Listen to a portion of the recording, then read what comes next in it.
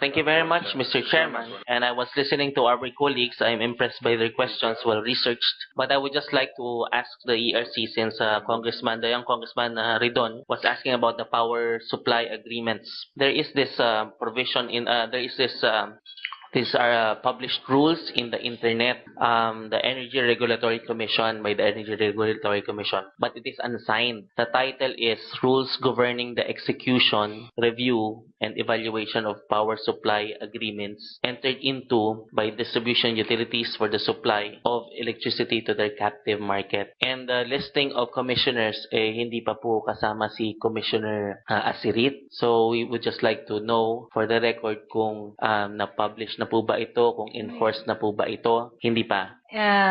Sir, no. That may have been a result of what we want to do to review the template po.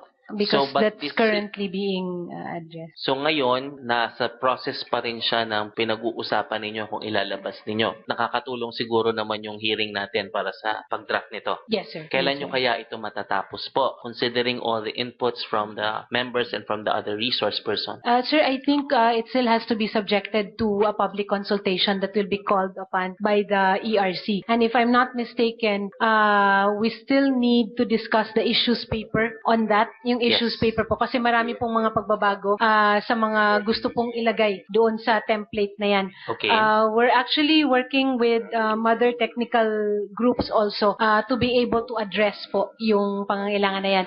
Timetable-wise, if I'm not mistaken, it should be put out for public comment on the website by end January or first week of February. Mas sa website na yan.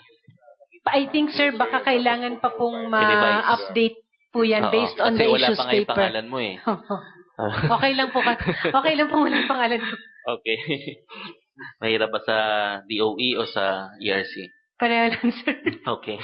Doon po sa Meralco, gusto ko lang pong matanong, meron po kayong nabanggit na nagre-reinvest kayo ng about 10 billion pesos para sa CAPEX or sa capital expenditure. Gusto ko lang pong malaman kung kasama na dito yung pagtingin ninyo doon sa epekto na nilabas ng ERC at saka ng DOE, I think it was DOE, doon sa policy on net metering in order for you to open up to renewable energy doon sa consumers. Kasama po ba yon capital expenditure na sinasabi ninyo? Dahil ang nagiging issue po ngayon ay kakulangan ng supply. At meron pang karagdagang innovation yung ating industriya na pinapasok, yung tinatawag nating net metering kung saan yung mga consumers ay nagkakaroon ng pagkakataon na maging generator din. Itong net metering capital expenditures were not part of the capital expenditure program na sinabit namin noong 2011. Ngunit we will spend for it. So, as required, we will incur capital expenditures for it, maski na hindi kasama sa inaprubahan. Opo. Kaya ko po natanong yon dahil yung disenyo ng IPIRA deregulated yung mga generators. Tinitingnan po natin minsan na ang pwede lang mag-generate ay malalaking kumpanya at hindi natin nakikita na mismong yung consumer ay pwede ring maging generator dito sa mga innovation na nilalabas natin. I am putting this forward on record, Mr. Chairman, dahil kung magkakaroon po tayo ng improvement sa IPIRA, sana po makita natin ito dahil ang primary interest natin dito ay yung interest ng mga consumers. So, we will support that, Your Honor. So, gusto ko lang po malagay yon para mapag-aralan nating maigi. Doon naman po sa DOE, Yusek Aguilos, ilang buwan na po ba kayo sa DOE? Binibilang ko po ay 3 buwan na po yata, no? Wala pa po. Wala pa, 2.5. 2.5. Okay. Pero may nabanggit kayo na parang sa IPIRA, wala kayong kakayahan na mag-put up ng mga bagong generating power plants, right? Tama po. Pero sa ibang batas, yung DOE may kakayahan. Tulad ng batas na pinag-usapan natin noong 1 buwan at kalahati ka pa lamang sa DOE, ay yung pong topic natin ay yung DOE, yung mga subsidiary companies niya. Hindi po ba? Siguro po. Ay. Kaya ako sinasabi ito sa'yo kasi ikaw ang namumuno, ang bastonero, policymaker sa ngayon dahil wala si Secretary, busy si Secretary. At malapit naman kayo. Pareho kayong taga-Tacloban. Ngayon, pakitingnan lang po kung ano pa ang kayang gawin ng mga subsidiaries natin para matugunan itong kakulangan ng supply na pawang hindi natutugunan ng mga nasa pribado. Dahil meron po tayong mga subsidiaries na pwedeng tumugon dito sa lumalabas na gap na sinasabi ninyo sa IPIRA law. Dahil meron pa kayong mga korporasyon na kayo, si Secretary ang chairman doon sa mother corporation at meron siyang 4 na anak. Natatandaan niyo po ba yon? Yung mga, pwede po bang isa-isahin ninyo muli yung mga korporasyon na ito para malaman ng ating mga miyembro dito sa komite? Actually, yung, of course, yung PNOC. Sa PNOC, meron pa silang PNOC Exploration Corporation. So, PNOC ang mother corporation. Okay. That's correct po. Tapos, ano yung unang anak niya? Meron pong Philippine OC Exploration Corporation. Okay. Meron pong Philippine OC Alternative Fuels. Okay. Meron pong PNOC sa renewable energy. Okay. Tsaka meron pong PNOC sa land development or sa parang ganon, no? Isasama natin ang mga subsidiary ito sa paggawa ninyo ng mas komprehensibong Philippine Energy Plan. Hindi po ba? Kasama po yun. Kasama sila. So, merong kakayahan ang DOE para tumugon sa kakulangan na sinasabi nating supply dahil meron siyang mga subsidiary corporations na under ng GCG, na tinitingnan rin ng GCG. Tama po ba yun? Tama yun, pero siguro hindi napakalakihan po siguro ang kanilang pwedeng mai-produce o mai-supply compared po sa pangangailangan ng merkado. Dahil kulang sa kapital. Isa pa rin po yun. Isa yon. Ngayon pumunta tayo doon sa Malampaya dahil nabanggit ng aming mga kasamahan na talagang nag-aral. No? Marami po akong natututunan sa kanila. Yung Malampaya po daw ay hindi pwede pang subsidy. Sa totoo lang, nag-uusap kami ni Congressman Hiccup kanina. Disyembre, maraming kumukuti-kutitap na ilaw. Ayoko naman sigurong gamitin ng subsidy pera natin para dyan sa mga tulad ng ganyan. At saka yung mas mga malalaking mall na malakas gumamit o magkonsumo ng kuryente, isa-subsidize natin. So pag-aralan po nating maigi kung ililipat ng batas yung subsidy, ay babalik tayo ng may konting subsidy, dun lamang po sa mga nangangailangan, sa mga mahihirap. Hindi po pwede sigurong all throughout per kilowatt hour, 5% across the board, subsidized. Hindi po ba? Sana po ma-input po ninyo yan sa Philippine Energy Plan na isasubmit ninyo ngayong buwan. Tama po yun. Okay. Ngayon po, pabalikan ko lang yung punto tungkol sa buwis. Can anybody from the government explain the cascading effect of the VAT with regard to the energy sector that goes to the bill? No? Because I understand that when we put the industry players under the coverage of the value-added tax from Genco, there's VAT, right? And then Transco, there's VAT. Wala. I'm sorry. Can you explain it, please, Attorney Francis Juan? Because the chairman here is also very active. I'm talking about Chairman, the very handsome guy beside the committee secretary. Nobody else, but Chairman Umali is also very active in the Committee on Ways and Means. So can you please elaborate on that so that we could see how VAT also affects prices that goes down to the consumers? And it was brought up earlier by the other congressman na, I think it was Congressman Barsaga earlier who brought it up, na pag nagtaas ng singil, ang Meralco, nagtataasan lahat. Tapos, kasali doon yung buwis. So, pag-aralan po natin kung ano ang mas maganda. Aalisin ba natin yung buwis na yan? O may buwis ba tayong aalisin? O i-maintain ba natin yan dahil mas maganda yung paggamit ng buwis na to? Paki-explain po, Attorney Juan, please. Yes, Mr. Chair. There's a VAT that is imposed on generation for the energy and also for the distribution service of the distribution utilities.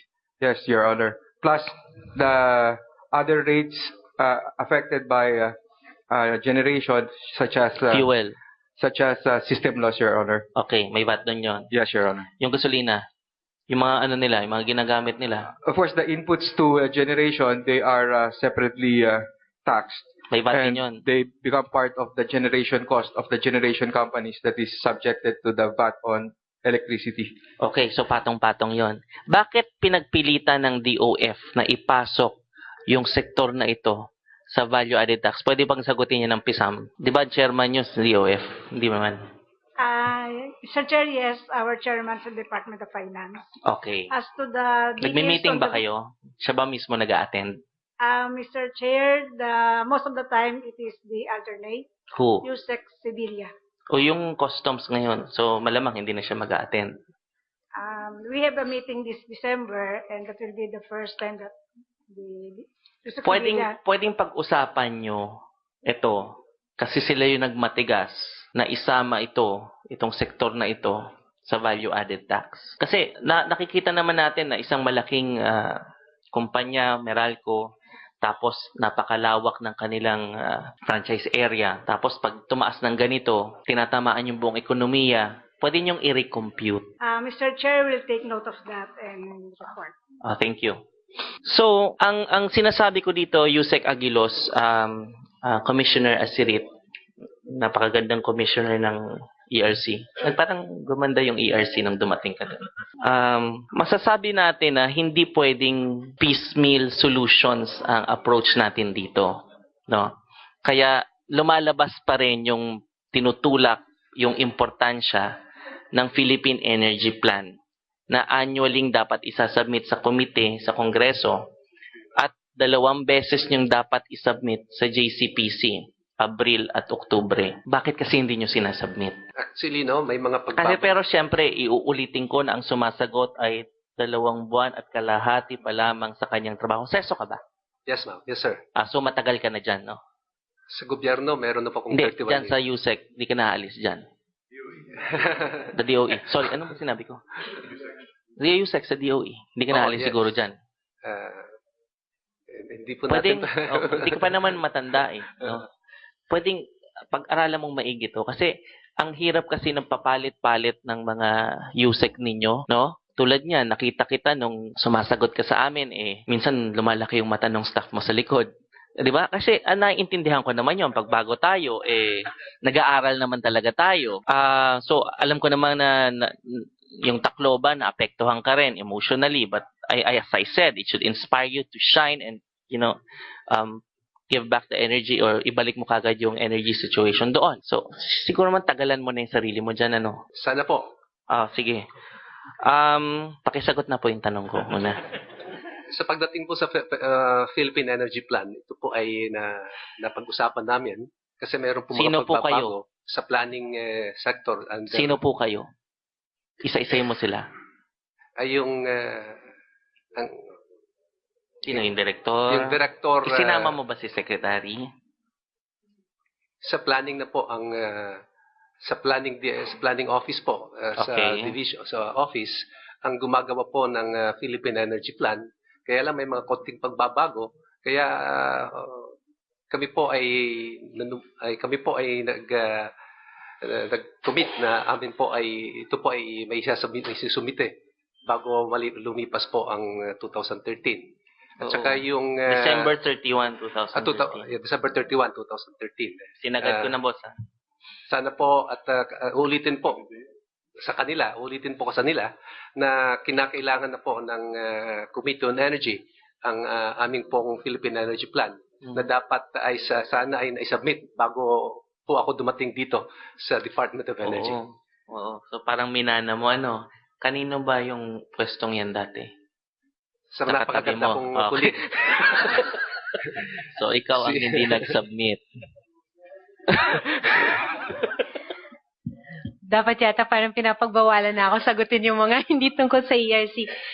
Pero yes, I do have the, well, for now, it's historical knowledge actually. Nung pong isinasangguni ang pag-update ng Philippine Energy Plan, kinailangan po natin ng malawakang pag-aaral na naman po tungkol sa mga pangangailangan na kailangan matugunan. At that time po, we actually had what we call the it was a living document yung ating energy access. It is always Yes, a living it's always document. a living So, ang nangyari po nun is that updating of the PDP pa lang, from the Power Development Plan needed to be validated and also evaluated in light po of mga changes po in the sector. Noon pong nagkaroon ng Mindanao crisis, we were tasked po to make now instead of we're now tasked to make geographic plans. I think that is now incorporated in the Philippine Energy Plan, which took some time kasi nag-public consultations and whatnot. But ano po, hindi po yan. It was not neglected po, and that's why there is a ready document. Kaya lang naantala po yung pagsasubmit sa kanila. Ay dito po. Ang hindi po namin nakakaligtaan i-submit was actually the updates on the EPIRA, from which also the PEP needed to be based upon. Okay. So, magandang magkasama kayo parate pag naghihiring tayo. Pwede ko lang ma-suggest na magkaroon tayo ng sukat o ng measurement on the attainments and timetable under the plan.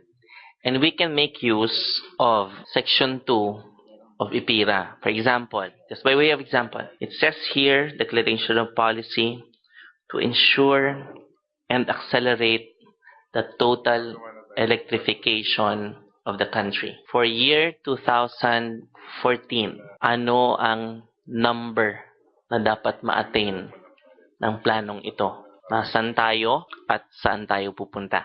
Halimbawa, ng letter B, to ensure the quality, reliability, security, and affordability of the supply of electric power. So, sukat sa kalidad, technical to. Sukat kung reliable, sukat kung secure, sukat kung affordable. Huwag tayong lalayo, nandito yan sa batas. Number 3, ito na, maganda to kasi ito yung pinag-usapan natin. Letter C, to ensure transparent and reasonable prices, pwedeng sukatan na yun, of the electricity in a regime of free and fair market competition. Isang sukatan ulit yun. And full public accountability, sukat na naman yun. Nakukuha niyo po yung sa akin. Kasi hindi pwedeng pag pumapalit tayo ng USEC, iba nagiging thinking. Merong isang USEC na gustong-gusto yung EPIRA. Pagdating ng bagong USEC, baguhin natin yung EPIRA. Hindi pwedeng ganun. Kasi malilito ang mga players natin. Pag nalito ang players natin, sino mag-i-invest sa atin? So gusto ko lang po ulit balikan also, kasi policy po ito, no? Kasi karamihan ng lumalabas sa aming mga pagtatanong operational yung problema. Pero meron ding room for improvement talaga sa EPIRA because as we say, yung EPIRA, times change, conditions change, and probably we need to address.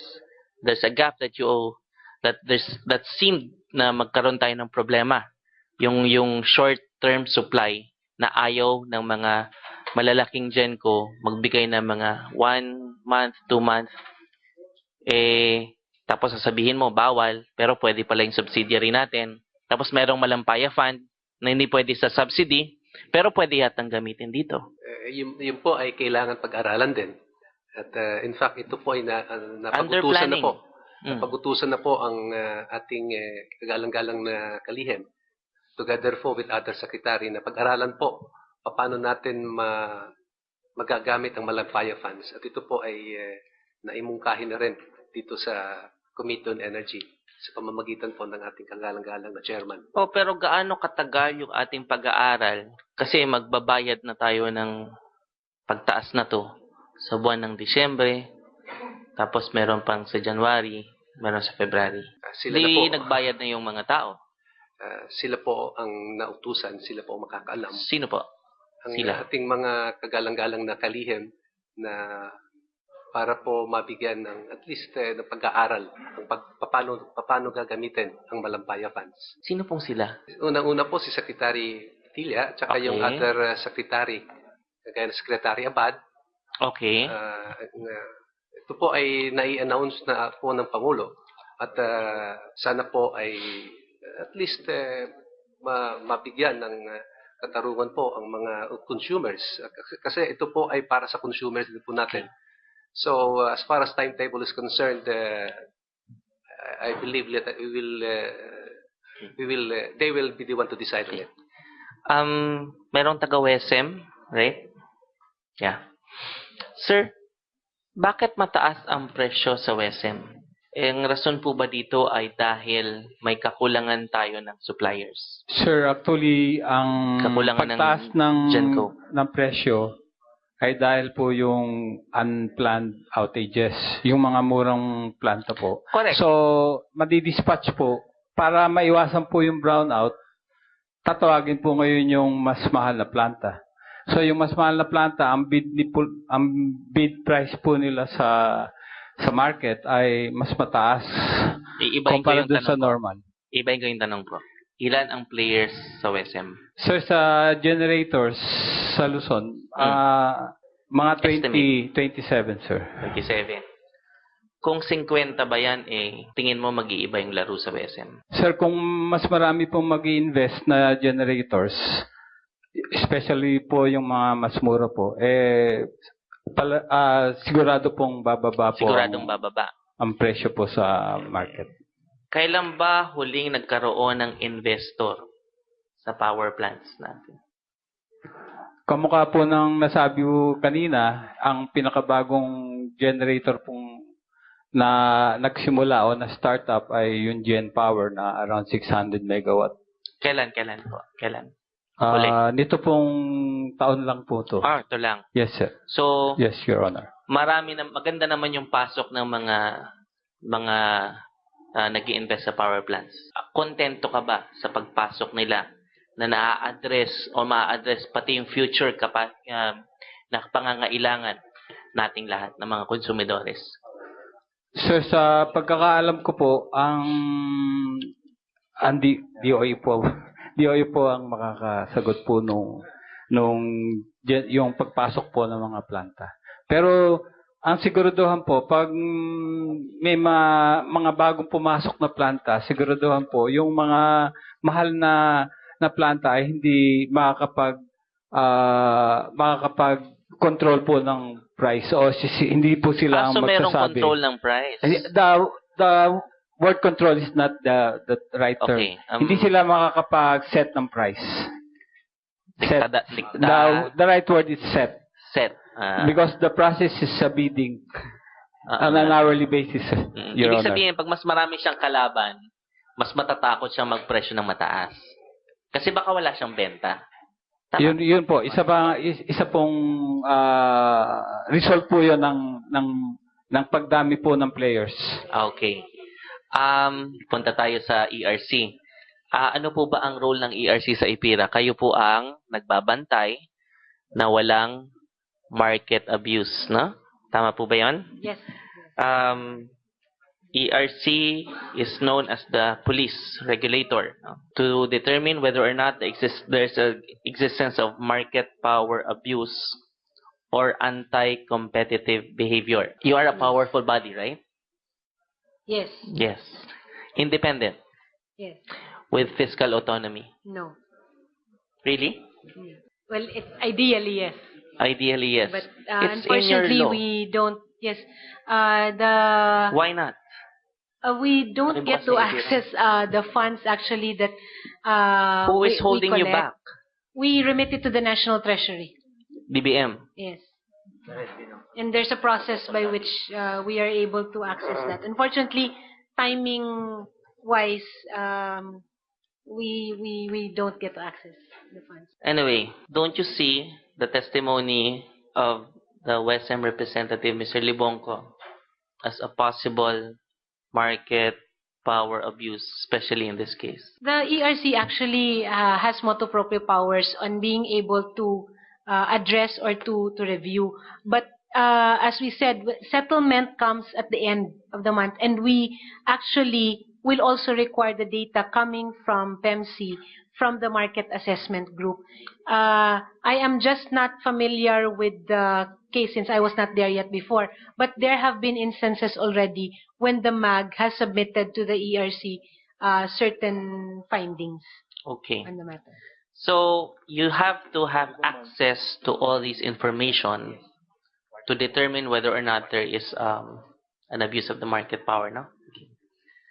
So how would you gauge the behavior of Meralco as far as transparency or in submitting these documents are concerned?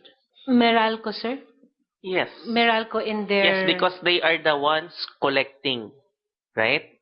They will be the ones telling the consumers, Yes, these sir. are your unbundled rates.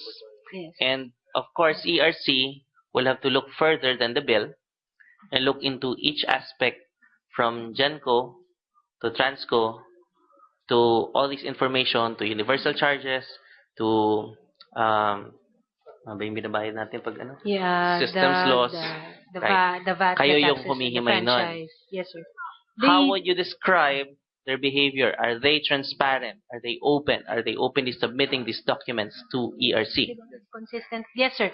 The electric utilities are actually mandated under the uniform reportorial requirements of the ERC, which is actually being followed by Meralco also. Correct. I am asking that because Yes. there are also other distribution utilities. Yes. Pero merong hindi Yes. well-behaved, right? Meron, So, yes, sir. yung Meralco, how would you gauge it? Medyo well-behaved ba siya? O Based masama on- bang ugali niya?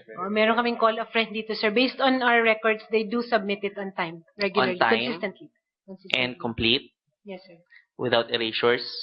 No, No manipulations? Certified? Both accountant, legal counsel, and the board secretary? Right? Complete, sir. Complete. As required in form and substance. So, as stated earlier, they're collectors. Yes. So, what we are looking at is the probable, as what Beyond. other congressmen are calling it, probable collusion, I would call it market power abuse, of those GenCos who are not regulated. Meralco is regulated. National Grid Corp is regulated. Only the GenCos are not regulated. And yet the consumers can be GenCos too under this new system of net metering. Yes. So I'm just putting it on the table so that we could fully appreciate what is going on here. And even though they are not regulated, ERC can look if there are market abuses in the GenCo side. In the transactions in the market, yes, sir. That is under Section 8 of the last paragraph. Kasi low bat. No power. But yes, sir. Tama. We can look into that. Kaya. Yes, sir. So walang rason na madidisappoint yung committee na hindi nyo makita yung kung merong collusion na tinatawag or merong market power abuse ng GenCos dito. Okay? So that's all, Mr. Chairman. Thank you very much for the time.